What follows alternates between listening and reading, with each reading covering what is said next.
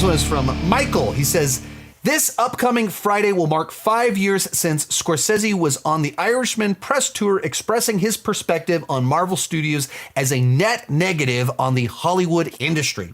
As someone who owes your career to the MCU, how do you think Marty's 2019 comments have aged for the current state and potential future of Hollywood storytelling and filmmaking? So, 5 years ago, while promoting The Irishman, this would have been right after the peak of the MCU, Endgame. 2019, several months after that movie, it has become the highest grossing film of all time. And you're talking about literally the run of years that caused me to be able to go full-time doing this, covering Marvel movies as these cinematic events.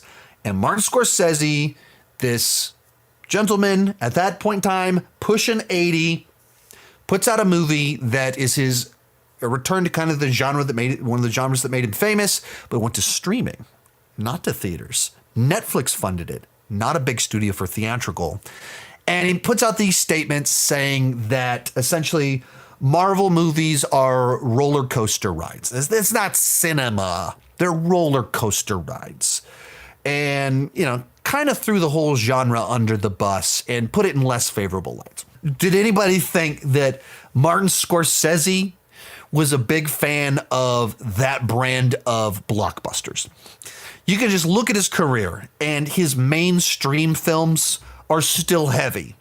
Even when he did a kids movie, a family movie, it's heavy. It's tied to cinema of the past. This is not a guy that at any point in time in his career felt light-hearted, felt like he was someone drawn towards film as entertainment.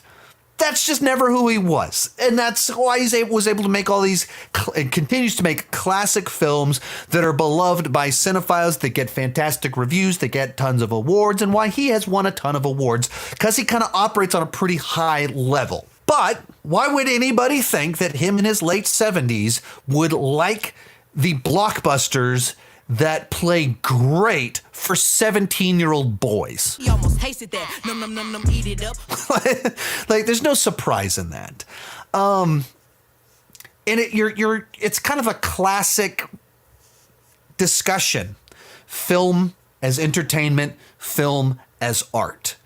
And there's people that entirely dismiss the idea of film as entertainment, that it diminishes its quality, that it's a mockery, that film is supposed to be something more, and film, these blockbusters, these sequels, these adaptations, these requels, these remakes, the nostalgia bait, the cameo fest, it's just appealing to the lowest common denominator, and they're stealing opportunities for us to get real cinema. That's constantly a debate. Martin Scorsese might be the biggest name making very bold statements in that debate, but he is not the only person.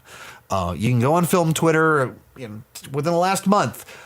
Rebel Ridge came out, and I said the star of it, man, maybe if Mahershala Ali drops out of Blade, maybe he'd be great for it. Maybe he'd be great for Green Lantern, Jon Stewart. And that's actually one of the things that's kind of in discussion. And I got retweeted by people like, oh, of course, someone puts in a great, interesting performance, and the next thing you want to do is shackle them to their corporate overlords. You want to just take them and put them in a Marvel movie. That's all you want to do. You want to ruin a promising career. Then instead of doing interesting movies, just pandering to the masses. You can do both.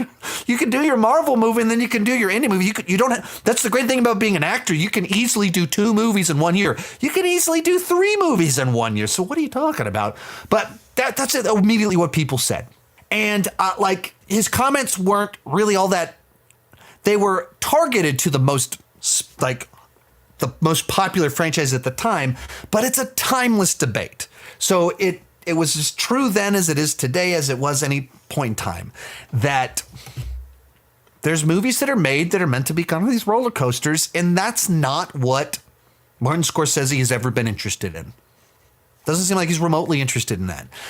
And some people are just a little bit better at or to have broader interests. Like Christopher Nolan openly said, like, yeah, I like the Fast and the Furious movies. Like Tokyo Drift, I've got a soft spot for it. Those are blatantly roller coaster ride movies. They're cinematic amusement parks. Christopher Nolan, Best Picture winner, Best Director winner, likes Tokyo Drift. You don't have a lot of comments from Martin Scorsese when he says things like that. It's just like that. That's fine. Some people don't like that type of movie. That's cool. So I don't have anything particularly new to add to it, but it's the timeless debate that art versus entertainment, artistic expression versus commerce, appealing to our expanding the genre and doing brand new things versus like appealing to the broadest possible audience. Most of these clips are pulled from my Patreon live streams. I do about 6 live streams every single month. For $2 per month, $20 per year, you can get access to all the exclusive videos and live streams. For $5 per month, you get your name on my end card. At the top tier, you get a 30-minute video chat with me each month. The link down below in the description has more information.